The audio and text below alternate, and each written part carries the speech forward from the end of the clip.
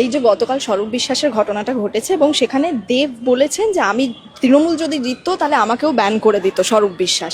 দেখুন, আজকের তারিখে সবাই তো মন খুলে কথা বলছে, ভালোই তো বলছে, ঠিকই তো বলেছে, ওর যা মনে হচ্ছে তাই বলেছে। শুধু দেব কেন, তৃণমূলের লোক বলে আপনি আমাকে দেবের কথাটা প্রশ্ন করছেন? প্রচুর অন্যান্য লোকরা তো তারা নিজেদের মতামত জানিয়েছে, তারা খুশি হয়ে যা বলতে চেয়েছে তাই বলেছে। দেবের ব্যবহার সম্বন্ধে বারবার বলেছি যে ওর ব্যবহারটা সম্পূর্ণই অন্তত আমার প্রতি খুব আলাদা। আমি সেটা দেখেছি, 100% দেখেছি।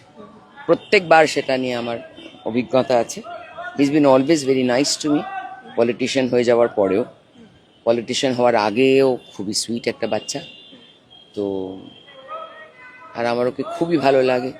ওর মিষ্টি মিষ্টি কথা, যা ইচ্ছা দেয় যখন তখন উল্টোপাল্টাও কিছু বলে, আবার উল্টোপাল্টা কিছু বলে ফেলে।